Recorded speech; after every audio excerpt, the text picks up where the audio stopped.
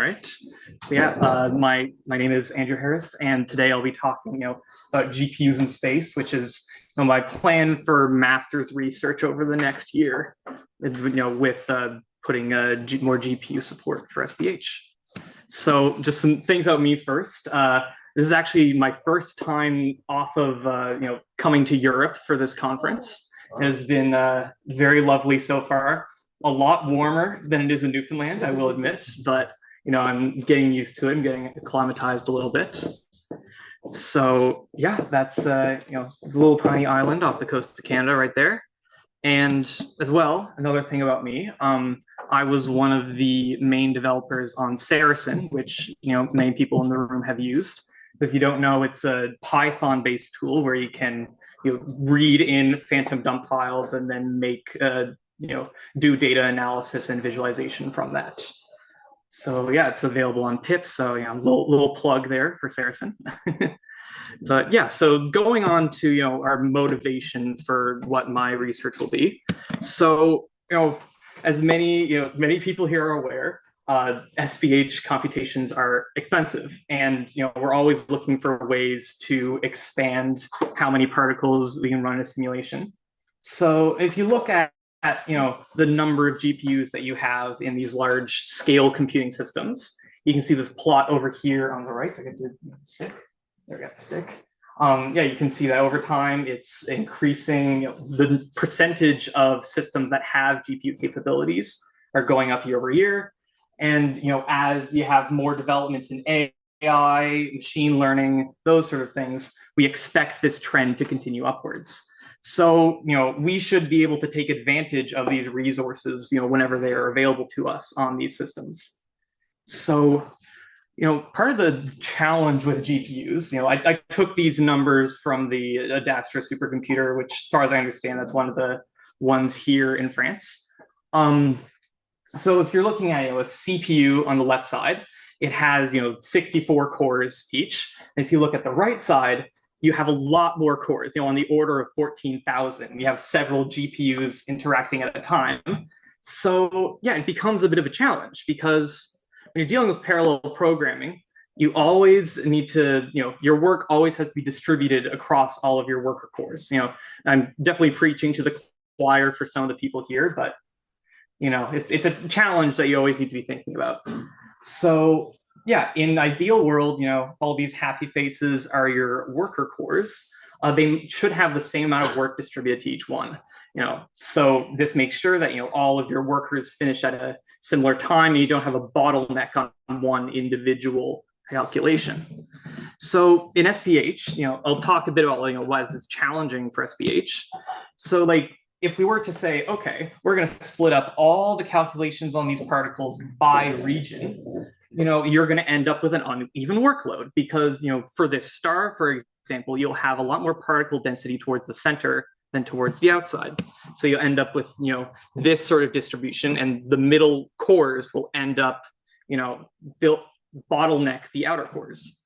So as well, if you divide the work by the number of particles, that doesn't really work either, because those more dense particles will have, those interactions will have a lot more particles to consider.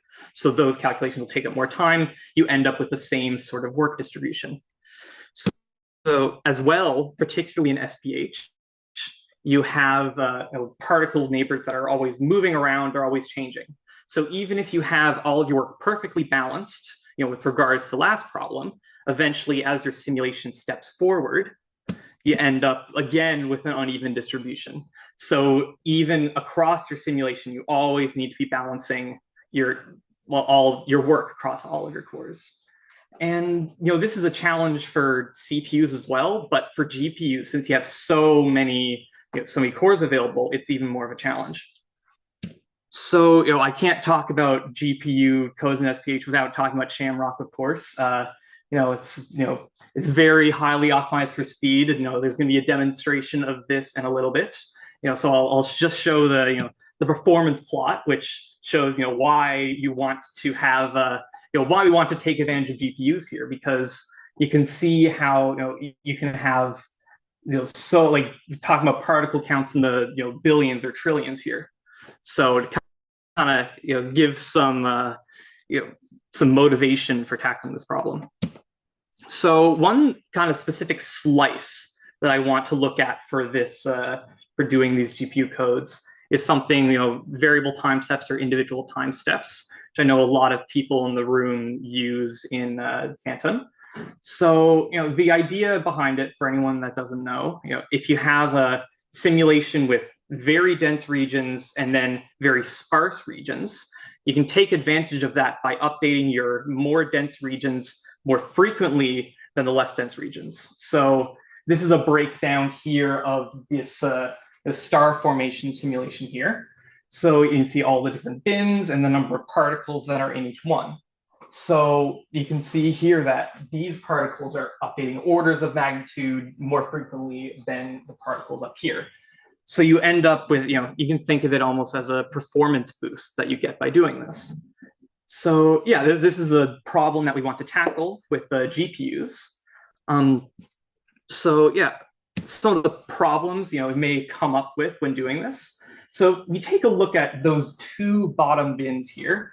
You can see that even though these bins have 8,000 particles each here, they're responsible for over 50% of the runtime of this particular simulation.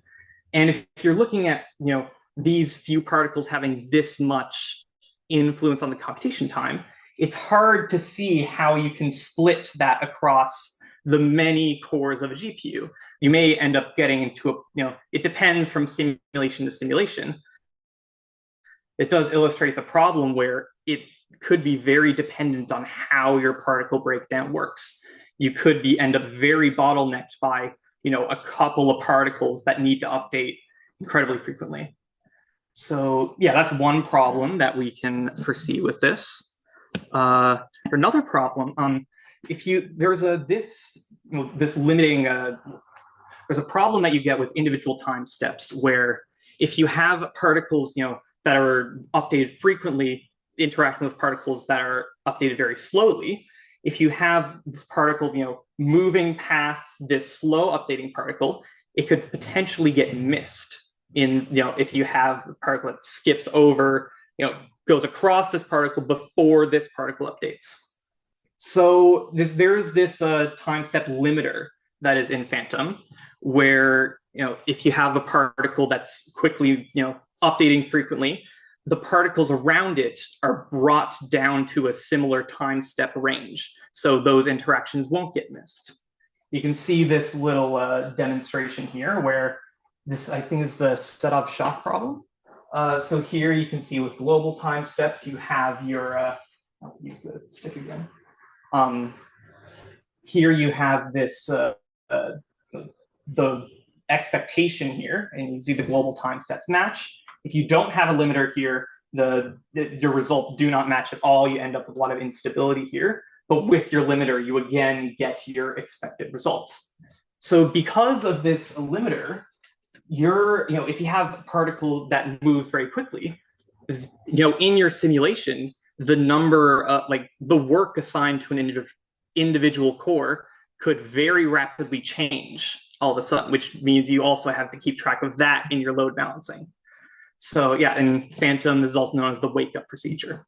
So yeah, that's two of the problems that we see happening in solving this problem. So kind of the next steps that we're doing now, we want to really focus in on the individual GPU case for now. So we want to create a test bench code for this where we can test a variable time step implementation. And the code, we want to try to use OpenMP for parallelism, just because the Phantom code also uses OpenMP. So ideally, and this is a big, maybe, any sort of insights that we gain about, doing this on our test bench code can then be applied back into Phantom. So that's kind of the dream goal there. So as well, kind of something else that we want to look at is having some version of a hybrid CPU or GPU code. So it's kind of sacrilegious having a Swift screenshot at a Phantom conference, but it kind of shows in Swift they use a task-based parallelism, which means that they're, for individual particles, they split their tasks on that, but they also split for specific things in there as well, such as gravity, such as, all the different physics processes are split up. And so, yeah, so it's possible that instead here, all of these tasks are assigned to your CPU cores. But one thing that they were looking at for Swift was having the GPU as an option for sending these tasks to as well. They didn't end up getting any results from that as far as I know, but it was something that they were considering. So of course, the major challenge here is that the GPU on your computer, it's a separate device completely. So you're sending your memory back and forth every time that you want to do something with this, which, if you have to, send information back and forth on every time step, that's going to end, you're going to lose a lot more time in that than you would end up gaining by having this hybrid solution. So it's a matter of seeing if we can find a slice of an SPH process that can be deferred to the GPU in this fashion. So yeah, that is it for my presentation. Thank you for listening.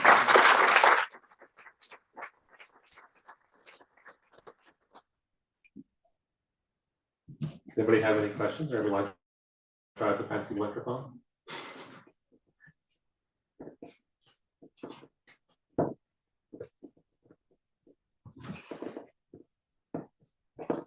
Thank you, Rick, for that.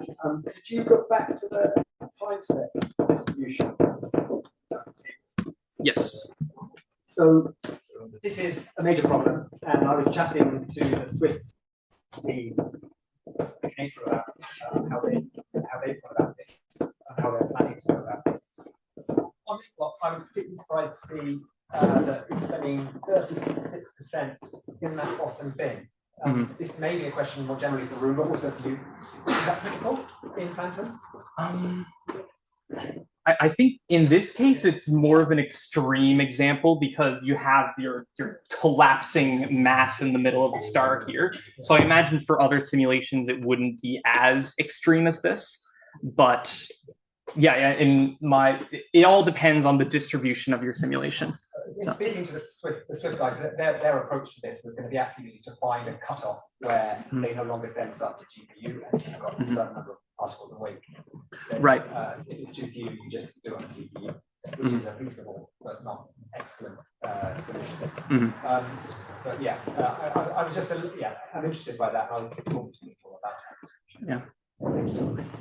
That table's just slightly misleading in the sense that it's an average over. So what the table shows is the instant number of particles, but the timing is an average. So if particles have been in that bin and then aren't anymore, and you get counted in the time, so that's the number. Yeah. Should I go on the whiteboard? Well, it's no real need to average the time.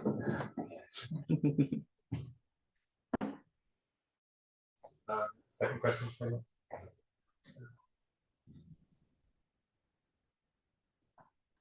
No? Yeah.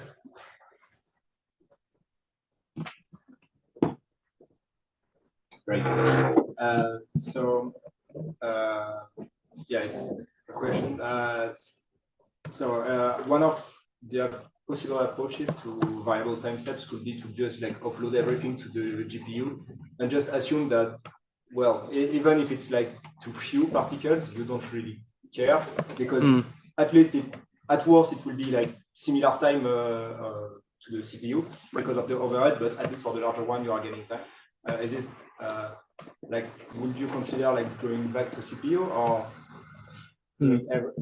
just like doing everything on the GPU and just not caring at all about this issue? Yeah, honestly, that's one of our big open questions is, we need to find the line between compromise and, if we're end up with a lot of simulations that have this sort of